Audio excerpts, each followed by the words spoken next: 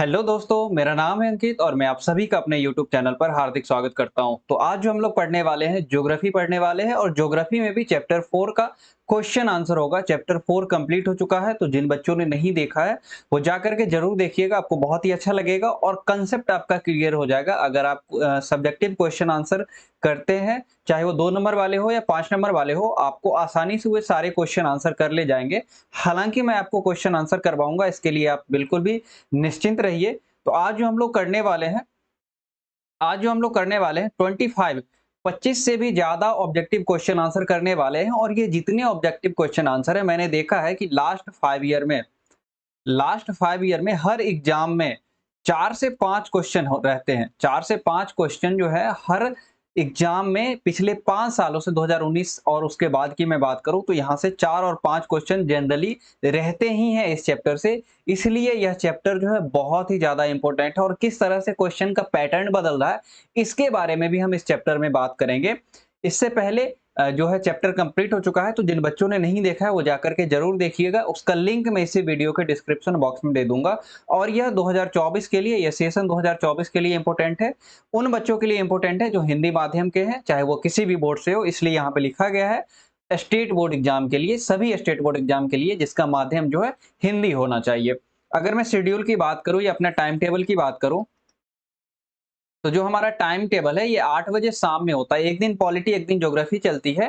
तो आज जो है, आज ज्योग्राफी की क्लास होने वाली है। आज वेडनेसडे है तो आज ज्योग्राफी की क्लास होगी। और साथ ही साथ आप लोग नोटिफिकेशन ऑन कर लीजिएगा ताकि आपको समय समय पर नोटिफिकेशन मिल सके। जैसे ही क्लास होगा उस समय आपको नोटिफिकेशन मिल जाए। और नोटिफिकेशन के लिए आप हमारा टेलीग्राम ग्रुप भी ज्वाइन कर सकते हैं।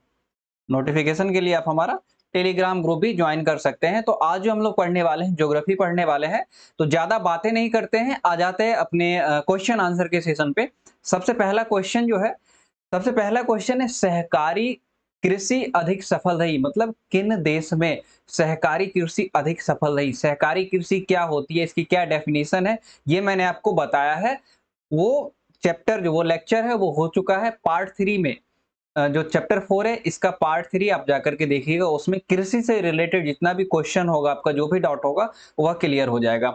तो यहाँ पे पहला क्वेश्चन है हमारा कि सहकारी कृषि अधिक सफल रही मतलब किस देश में। रूस है ऑप्शन हमारा, डेनमार्क है, नीदरलैंड है और भारत है। तो कहाँ पे सफल रहा था? डेनमार्क में सफल रहा था। तो ऑप्शन नंबर बी जो हो जाएगा हमारा राइट आंसर हो जाएगा। नेक्स्ट क्वेश्चन है, यूरोप वासियों द्वारा अपनी उपनिवेशों में किस प्रकार की कृषि का विकास किया गया। वो जहां उपनिवेश, मतलब यूरोप वासियों ने अपने समय में जिन जिन देशों को उपनिवेश बनाया था वहां पे किस प्रकार की खेती की शुरुआत की गई थी। तो वहां पे रोपण कृषि की शुरुआत की गई थी। किस कृषि की शुरुआत की गई थी? रोपण कृषि की शुरुआत की गई थी। जैसे चाय हो गया, कॉफी हो गया, कपास हो गया, गन्ना हो गया, नारियल हो गया, इस सब तरह की खेती की शुरुआत की गई थी। नेक्स्ट क्वेश्चन है, निम्नलिखित में से कौन सी खाद्य फसल है, यानी कि जो खाने योग्य है, जिसका हम भोजन बना करके खाते हैं। तो निम्न में से जो ऑप्शन है गन्ना, कॉफी, मक्का, चुकंदर, इनमें से हम किसका भोजन के रूप में इस्तेमाल करते हैं? तो मक्का का इस्तेमाल भोजन के रूप में किया जाता है। खाद्य फसल मतलब जिस फसल का उपयोग हम भोजन बनाने के लिए, जनरली ऐसे समझिए, जिस फसल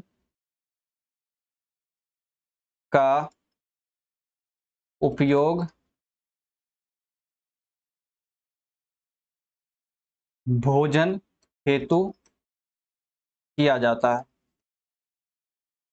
किया जाता है, या जिस फसल को भोजन हेतु उपजाया ही जाता है। जैसे मक्का हो गया, गेहूं हो गया, धान हो गया, जिसको चावल बोलते हैं, ये सब खाद्य फसल है। एग्जाम्पल में जैसे बात करें तो मक्का यहाँ पे है ही, गेहूं, गेहूं, उसके बाद चावल, ये सब क्या है? खाद्य फसल की श्रेणी में आते हैं। तो मैं उम्मीद करता हूं कि आपको इतना समझ में आ गया होगा। नेक्स्ट क्वेश्चन पे चलते हैं, निम्नलिखित में से कौन सी रेशेदार फसल है? ऐसी फसल जिसमें से सिंपली समझे कि रेशा निकलता है। मतलब क्या होता है कि रेशा, जिससे रेशा बनता है, रेशा बनता है। जैसे जैसे आप कपड़ा पहनते हैं, क्या पहनते हैं? कपड़ा। कपड़ा रेशे से बनता है। आपने रस्सी देखी होगी, आपने रस्सी देखी होगी, तो रस्सी भी रेशे से बनता है। इत्यादि और भी बहुत सारे ऐसे वस्तुएं हैं जो रेशे से बनाए जाते हैं, तो रेशेदार फसल में कौन सा हो जाएगा? कपास हो जाएगा। यहाँ पे कपास हो जाएगा। नारियल भी इससे में आएगा और नारियल भी आएगा। कपास के अलावा अगर मैं बात करूं, जो नारियल है यह भी एक फसल हो जाएगा, रेशेदार फसल। नारियल क्या है? रेशेदार फसल है। नारियल रेशेदार फसल है। जूट एक रेशेदार फसल है। ठीक है, जूट जो है, जूट जूट एक रेशेदार फसल है। तो ये सब क्या है? रेशेदार फसल है, ध्यान रखिएगा।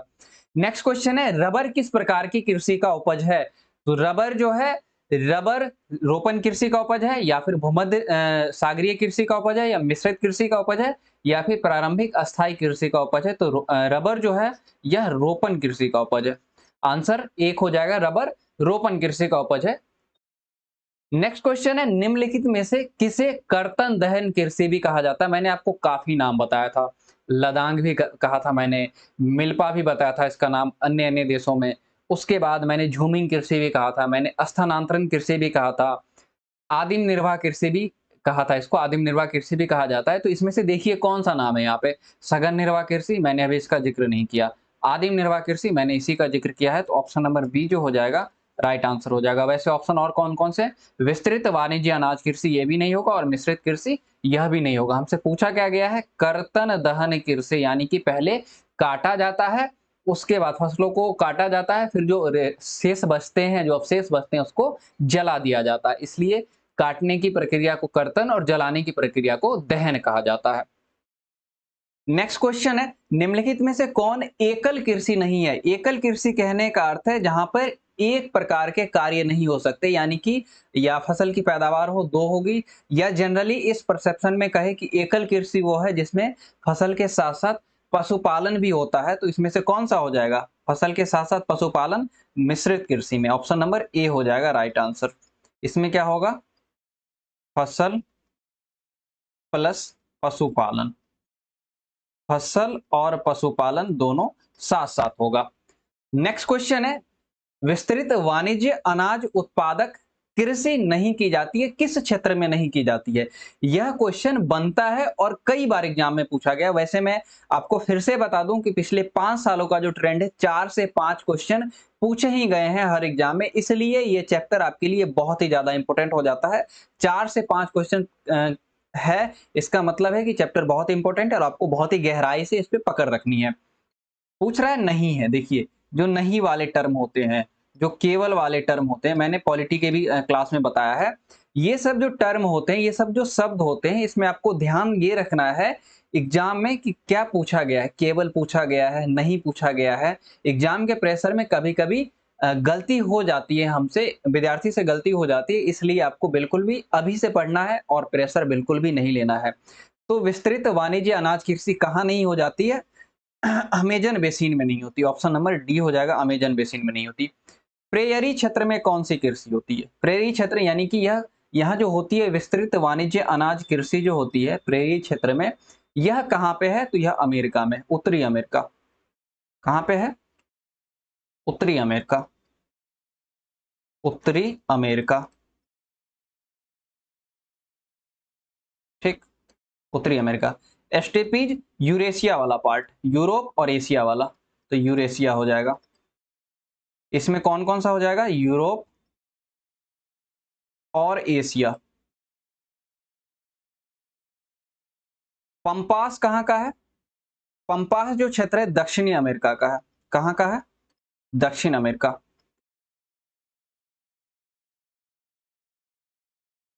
दक्षिण अमेरिका। और दक्षिण अमेरिका में अगर आपको देश दे दे, देश कौन सा हो जाएगा? देश कौन सा हो जाएगा? अर्जेंटीना। अर्जेंटीना यह देश हो जाएगा। उत्तरी अमेरिका में अगर देश का जिक्र आए, मैं यहाँ पे इरेज कर रहा हूं, मिटा रहा हूं यहाँ पे। उत्तरी अमेरिका में अगर देश का जिक्र आए, तो उत्तरी अमेरिका का तो है ही, और खास करके कनाडा भी आ जाएगा यहाँ पे। कौन सा आ जाएगा? कनाडा। तो इतना ध्यान रखिएगा। वहीं और भी जो क्षेत्र है दुनिया में जहां पे विस्तृत वाणिज्य अनाज कृषि होती है, और कौन कौन से क्षेत्र है, मैं अपने आप को हाइड कर रहा हूं। ठीक है, और कौन कौन से क्षेत्र है? दक्षिणी अफ्रीका में, जो दक्षिण अफ्रीका है, कौन सा क्षेत्र है यहाँ पे? वेल्डस क्षेत्र है। कौन सा है? वेल्डस, ध्यान रखिएगा। वही मैं बात करूं ऑस्ट्रेलिया की, ऑस्ट्रेलिया की मैं बात करूं, ऑस्ट्रेलिया की मैं बात करूं तो यहां पे हो जाएगा डाउन्स, डाउन्स क्षेत्र है। और न्यूजीलैंड की मैं बात करूं, न्यूजीलैंड की मैं बात करूं तो यहां पे हो जाएगा कैंटरबरी। क्या हो जाएगा? कैंटरबरी। ये सब विस्तृत वाणिज्य अनाज कृषि के क्षेत्र है जो दुनिया में किए जाते हैं। तो बार बार पूछा जाता है इस तरह का। अब जो है नया क्वेश्चन फ्रेम होने लग गया है किस प्रकार से कि प्रेयरी क्षेत्र निम्न में से कहां अवस्थित है। उसके बाद ये भी पूछा जा सकता है कि स्टेपीज क्षेत्र कहाँ है, पंपास का क्षेत्र कहाँ है, प्रेयरी, स्टेपीज, पंपास, ये सब क्षेत्र कहाँ पड़ता है, या वेल्डस का जो क्षेत्र है, या डाउन्स का क्षेत्र है, कैंटरबरी का क्षेत्र है, ये सब कहाँ पड़ता है। तो आपको ध्यान रखना पड़ेगा। जितना मैंने नाम यहाँ पे बताया है, 6 नाम है, आप सभी को याद रखेंगे ताकि एग्जाम में आपसे किसी भी प्रकार की गलती ना हो। बढ़ते हैं अपने नेक्स्ट क्वेश्चन पे। निम्नलिखित में से कौन प्राथमिक क्रियाकलाप है? निम्नलिखित में से कौन जो है प्राथमिक क्रियाकलाप है? तो कृषि, कृषि जो है प्राथमिक क्रियाकलाप है। कृषि में क्या हो जाएगा यहाँ? खेती। कृषि यानी कि खेती जो है प्राथमिक क्रियाकलाप है। बुनाई, व्यापार, जूट, ये सब द्वितीय क्रियाकलाप में या तृतीय क्रियाकलाप में आएंगे, लेकिन जो कृषि है यह प्राथमिक क्रियाकलाप है। सॉरी। नेक्स्ट क्वेश्चन है, हॉर्टिकल्चर संबंधित है। तो हॉर्टिकल्चर में क्या किया जाता है? अ, फल और सब्जियों की खेती की जाती है। किसकी खेती की जाती है? फल और सब्जियों की। यानी कि मैं यहां पे बात करूं, मैं लिख दूं फल और सब्जियों की कृषि से संबंधित, फल और सब्जियों की कृषि से संबंधित जो शब्द यूज किया जाता है, या फल और सब्जियों की खेती को हॉर्टिकल्चर कहा जाता है। तो मैं उम्मीद करता हूं कि यहां तक आपको समझ में आ गया होगा। नेक्स्ट क्वेश्चन है, ब्राजील में कॉफी क्षेत्र को क्या कहा जाता है? जो कॉफी का क्षेत्र है ब्राजील में, जो यूरोप वासियों के द्वारा अभी भी किया जाता है, उस क्षेत्र को क्या कहा जाता है? तो मैंने आपको बताया था, उस क्षेत्र को फेजेंडा कहते हैं। क्या कहते हैं उस क्षेत्र को? फेजेंडा कहते हैं। नेक्स्ट क्वेश्चन है, निम्नलिखित में से कौन एकल कृषि उत्पाद है? एकल कृषि उत्पाद है, वहां पे था एकल कृषि नहीं है, यहाँ पे पूछ रहा है एकल कृषि उत्पाद है, यानी कि एक बार में एक ही फसल की खेती होती है। एक बार में एक फसल की खेती, एक बार में एक फसल की खेती, या एक फसल की कृषि, एक बार में एक फसल की कृषि। कौन सा हो जाएगा? कौन सा हो जाएगा हमारा? एक बार में एक फसल की कृषि हो जाएगा। तो रबर भी एक बार में एक होता है, केला और राई ये सभी हो जाएगा, इनमें से सभी, डी ऑप्शन हो जाएगा।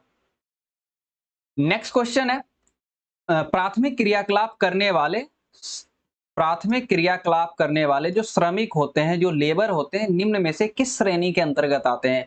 क्या वो लाल कॉलर श्रमिक कहे जाते हैं? क्या वो सफेद कॉलर श्रमिक कहे जाते हैं? क्या वो नीला कॉलर श्रमिक कहे जाते हैं? या इनमें से कोई नहीं होगा? तो जो प्राथमिक क्रियाकलापों में जो संलिप्त है, जो संलग्न है, संलिप्त नहीं, संलग्न जो श्रमिक है, जो लोग हैं, उनको लाल कॉलर श्रमिक कहेंगे। तो ऑप्शन नंबर ए जो हो जाएगा हमारा राइट आंसर हो जाएगा। नेक्स्ट क्वेश्चन है, निम्नलिखित में से कौन प्राथमिक क्रियाकलाप से संबंधित है? प्राथमिक क्रियाकलाप से संबंधित कौन है? कृषि, वानिकी, कृषि यानी कि जो खेती होती है, वानिकी यानी कि वनों का प्रबंधन, वन लगाने से लेकर के वृक्ष की रोपाई से लेकर के उसका प्रबंधन, उसकी कटाई, किस किस तरह से उसको सब कुछ किया जाए वनों को, ये पूरी प्रक्रिया जो है वानिकी कहलाती है। आखेट का अर्थ होता है शिकार करना। तो इसलिए इनमें से जो सभी हो जाएगा, ऑप्शन नंबर डी जो हो जाएगा इनमें से सभी हो जाएगा। ऑप्शन नंबर डी इनमें से सभी हो जाएगा। बढ़ते हैं अपने नेक्स्ट क्वेश्चन पे। नेक्स्ट क्वेश्चन है हमारा, पशुचारण किस आर्थिक क्रियाकलाप से संबंधित है? जो पशुचारण है ये मैंने आपको इसी में पढ़ाया है प्राथमिक क्रियाएं में। तो हमारा जो आंसर हो जाएगा प्राथमिक क्रियाकलाप, प्राथमिक क्रियाकलाप हमारा आंसर हो जाएगा, ऑप्शन नंबर ए हो जाएगा। नेक्स्ट क्वेश्चन है, पंपास कहाँ है? अभी जस्ट मैंने बताया है कि पूछा जा रहा है कि पंपास कहाँ है। ये क्वेश्चन पूछा गया क्वेश्चन है। ऐसा हो सकता है कि आपसे पूछ ले प्रेयरी कहाँ है, आपसे पूछ ले कि स्टेपीज कहाँ है, आपसे पूछ ले कि वेल्डस कहाँ है, आपसे पूछ ले कि डाउन्स कहाँ है, तो आपको ध्यान रखना पड़ेगा कि ये क्षेत्र किन-किन देशों में आते हैं। ध्यान रखना, या फिर किन महादेशों में आते हैं, महाद्वीपों में आते हैं। तो पंपास जो है दक्षिणी अमेरिका में पड़ता है अकॉर्डिंग टू ऑप्शन। अगर देश पूछे किस देश में, तो आप क्या बताएंगे? अभी जस्ट मैंने डिस्कस किया है, देश किस देश में है? अर्जेंटीना। कहाँ पे है? अर्जेंटीना। अर्जेंटीना दक्षिणी अमेरिका के अर्जेंटीना में है। यानी कि अगर दक्षिणी अमेरिका नहीं देता और उस जगह पे अर्जेंटीना दे दे, तो ध्यान रखिएगा अर्जेंटीना हो जाएगा। वहीं पे अगर प्रेयरी पूछे, जो उत्तरी अमेरिका में जनरली सामान्यतः लिखा जाता है, लेकिन अगर उत्तरी अमेरिका ना दे, अगर आपको कनाडा दे दे, तो वह कनाडा हो जाएगा। नेक्स्ट क्वेश्चन पे चलते हैं। लाल कॉलर संबंधित है। देखिए क्वेश्चन कैसे भी फ्रेम हो सकता है, क्वेश्चन कैसे भी बन सकते हैं, बशर्ते कंडीशन इतनी सी है कि आपको जो कंसेप्ट है आपका ये क्लियर रहना चाहिए। तो लाल कॉलर जो संबंध है, अभी जस्ट हम लोग डिस्कस कर चुके हैं प्राथमिक क्रिया से, तो ऑप्शन नंबर ए जो हो जाएगा हमारा राइट आंसर हो जाएगा। नेक्स्ट क्वेश्चन है, निम्न में से कौन रोपण फसल नहीं है? निम्न में से कौन रोपण फसल नहीं है? एक तरह से यह एक ऐसी फसल होती है जिसका उपयोग बेचने के लिए जनरली किया जाता है, प्रॉफिट के उद्देश्य से किया जाता है, लाभ के उद्देश्य से किया जाता है इस फसल का उत्पादन। जैसे कि कॉफी हो जाएगा, रोपण फसल के अंतर्गत आएगा, गन्ना आ जाएगा, रबर आ जाएगा, चाय आ जाएगा, केला आ जाएगा, ठीक है? तो ये सब रोपण फसल के अंतर्गत आएंगे। नारियल भी आ जाएगा, नारियल भी आ जाएगा। तो कौन सा नहीं है यहाँ पे पूछ रहा है? नहीं है, तो नहीं कौन सा हो जाएगा? ऑप्शन नंबर सी गेहूं हो जाएगा। नेक्स्ट क्वेश्चन है, निम्न में से किस देश में सहकारी कृषि का सफल परीक्षण किया गया? सहकारी कृषि का सफल परीक्षण कहाँ किया गया? अभी जस्ट पहला या दूसरा क्वेश्चन ही इसका मैंने बताया था। वह देश कौन सा हो जाएगा? डेनमार्क। वह देश हो जाएगा डेनमार्क, ठीक है? चलिए नेक्स्ट क्वेश्चन पे चलते हैं। फूलों की कृषि कहलाती है, जो फूलों का उत्पादन है या फूलों की कृषि जो है यह कहलाती है, इसको बोलते हैं ट्रक फार्मिंग। नहीं, ट्रक फार्मिंग क्या होता है कि सब्जियों की जो खेती होती है ऐसी जगह पे की जाती है जहां से रात भर में ट्रक अपना डिस्टेंस, अपनी दूरी तय करके नगर में या शहर में उस सब्जियों को पहुंचा दे, ताकि वहां पे उस सब्जियों की खपत हो सके। तो इसको ट्रक फार्मिंग कहते हैं, क्योंकि ट्रक के द्वारा रात में यातायात किया जाता है, सब्जी को पहुंचाया जाता है। कारखाना कृषि भी नहीं होती। कारखाना कृषि में जनरली पशुओं को पाला जाता है अंडे और मांस के लिए। मिश्रित कृषि में पशुओं के पालने के साथ साथ खेती भी की जाती है। तो हमारा लास्ट ऑप्शन बचा पुष्पोत्पादन, यानी कि पुष्प का जो उत्पादन होता है, पुष्प की जो खेती होती है, फूलों की खेती होती है, उसको पुष्पोत्पादन कहते हैं। तो मैं उम्मीद करता हूं कि सारी बातें आपको समझ में आ गई होंगी। नेक्स्ट क्वेश्चन है, निम्न में से कौन सी कृषि के प्रकार का विकास यूरोपीय औपनिवेशिक समूह द्वारा किया गया? अभी जस्ट डिस्कस हो चुका है, रोपण कृषि उन्होंने विकास किया था। किसका विकास किया था? रोपण कृषि। और इसके अंतर्गत जो फसल था, फसल जो था ये कौन कौन सा था? अभी जस्ट मैंने बताया आपको, चाय, कॉफी, कपास, कोको, नारियल, गन्ना इत्यादि। ये सब क्या है? ये सब रोपण फसल है जिनका विकास यूरोपीय उपनिवेशक समूह द्वारा किया गया, औपनिवेशिक समूह द्वारा किया गया।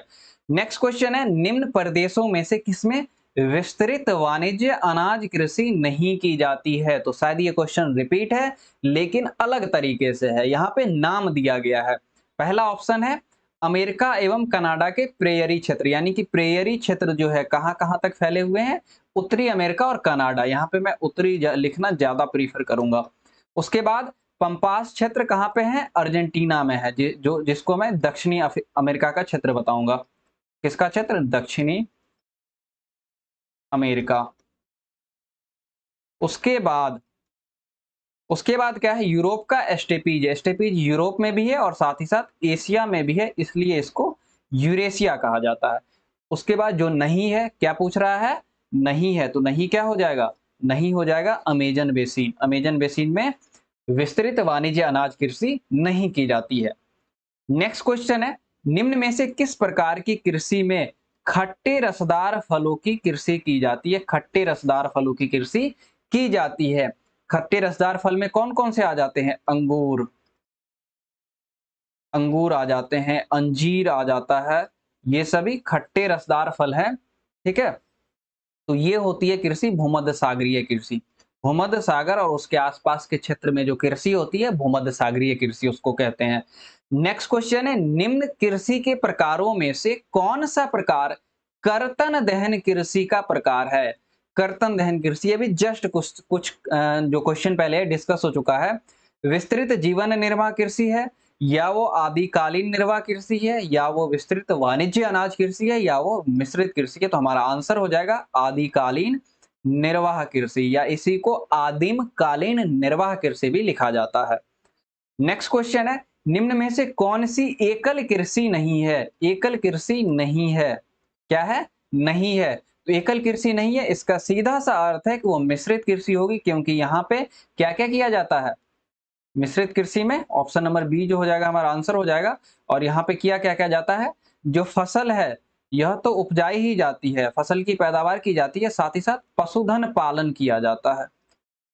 पशुधन पालन किया जाता है, या पशुपालन कह सकते हैं। पशुधन क्यों लिखा जाता है? क्योंकि उसको व्यापार के पर्पज से, उद्योग के पर्पज से किया जाता है, व्यवसाय के पर्पज से किया जाता है, ताकि उससे मांस और अंडे की प्राप्ति की जा सके। नेक्स्ट क्वेश्चन है, उस देश का नाम बताइए, उस देश का नाम बताइए जहां व्यवहारिक रूप से हर किसान, लगभग सभी किसान, प्रत्येक किसान सहकारी समिति का सदस्य है। तो सबसे ज्यादा जहां पे सफल हुआ था वह डेनमार्क हो जाएगा। ऑप्शन नंबर ए जो हो जाएगा हमारा राइट आंसर हो जाएगा। नेक्स्ट क्वेश्चन है, सहकारी कृषि का सफलतम प्रयोग कहां हुआ? तो इसका भी आंसर हो जाएगा डेनमार्क। हालांकि सभी जगह सहकारी कृषि के लिए आंदोलन किए गए थे, जितने ऑप्शन है, नीदरलैंड में भी किया गया था, बेल्जियम में भी किया गया था, स्वीडन में भी किया गया था, लेकिन सबसे सफल जो हुआ डेनमार्क में हुआ, और यहीं पे प्रत्येक किसान सहकारी समिति के या सहकारी संस्था के सदस्य हैं। नेक्स्ट क्वेश्चन है, आदिम मानव निर्वाह जीवन के किन कार्यों पर निर्भर थे?